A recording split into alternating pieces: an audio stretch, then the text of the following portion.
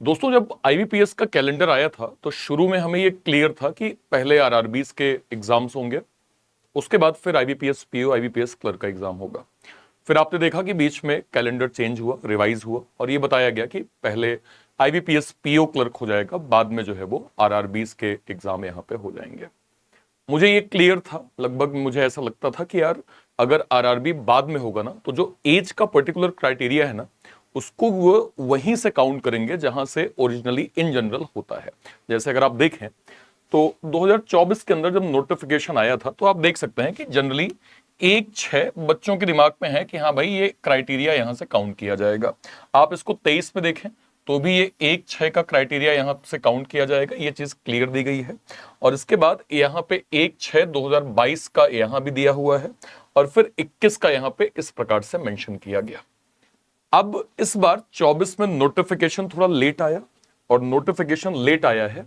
तो इस बार जो एज का क्राइटेरिया है वो 1-9 कर दिया गया। मतलब जिस महीने आपने नोटिफिकेशन दिया उसी महीने जो है वो आपने एज का क्राइटेरिया कर दिया।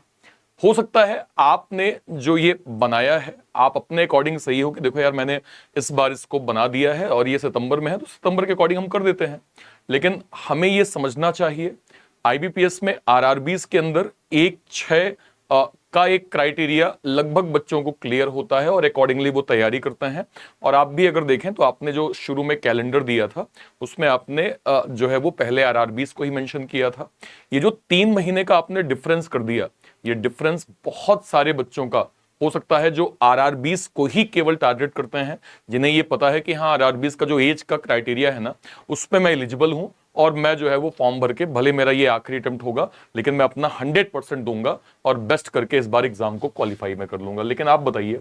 अगर 1-9 यहां पे हो जाएगा तो भले 3 महीने का डिफरेंस है लेकिन ना जाने कितने बच्चों का कैरियर यहां पे रुक गया। मैं आज उन सभी बच्चों की ओर से आईबीपीएस से विनम्र रिक्वेस्ट करना चाहूंगा कि प्लीज एक बार यहां पे आप ध्यान दें।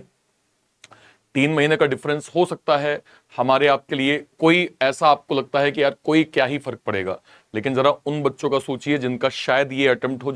जो बस ये देख रहे हैं कि हाँ भाई ये अटेम्प्ट में अपना मैं बेस्ट करूंगा, बेस्ट फोड़ूंगा और पूरी कोशिश करूंगा कि एग्जाम क्वालिफाई हो जाए। वो सिर्फ इस वजह से फॉर्म नहीं भर पा रहे हैं कि उनका एज का क्राइटेरिया जो है वो 1-9 कर दिया गया है। बहुत जेन्युइन कंसर्न है और ये सभी उन बच्चों की आवाज है जो शायद इस बार आरआरबीज को टारगेट कर रहे थे लेकिन एज की वजह से फॉर्म जो है वो नहीं भर पा रहे हैं। मेरी आईबीपीएस से हम्बल रिक्वेस्ट है इस ओर एक बार ध्यान दीजिए और ये जो भी एक बच्चों का मैटर है इसको समझने की कोशिश करें। केवल 3 महीने का ही डिफरेंस है। अगर ये पहले के जैसे अर्लियर हमने अभी मैं देखा कि 24 में भी, 23 में भी, 22 में भी, 21 में भी अगर सेम उसी टाइम का क्राइटेरिया मेंशन किया गया है और इस बार भी अगर वो बदलाव कर दिए जाएंगे तो शायद कई बच्चों का भविष्य इसमें जो है वो शायद बन सकता है। मेरी बिल्कुल रिक्वेस्ट है आईबीपीएस से कि इस वीडियो के माध्यम से, और मैं सभी बच्चों से कहूंगा जितने बच्चे मुझे देख रहे हैं,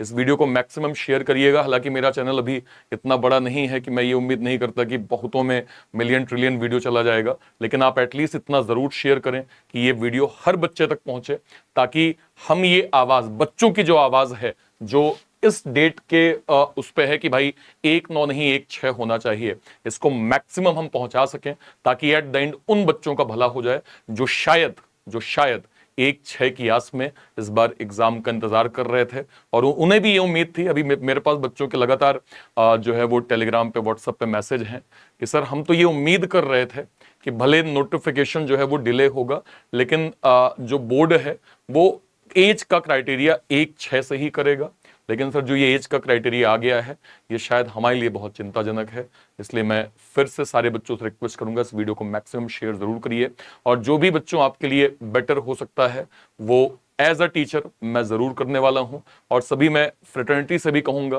कि इस पे जरूर अपनी जो है वो बात रखें ताकि एटलीस्ट बोर्ड तक ये बात पहुंचे और इस पे कुछ बेटर जो है वो सॉल्यूशन मिल पाए। ठीक है, तो टिल देन तब तक के लिए जय हिंद, जय भारत। मुझे उम्मीद है ये वॉइस मैक्सिमम पहुंचेगी और हर उस बच्चे का कंसर्न यहां पे सुना जाए जो शायद अपने कैरियर को एक नई उड़ान देना चाहते हैं, शायद जिनका एक आखिरी अटेम्प्ट हो सकता है और शायद ये माइनर चेंज उनके जीवन में कुछ बदलाव लेके आ जाए। टिल देन जय हिंद, जय भारत। Thank you.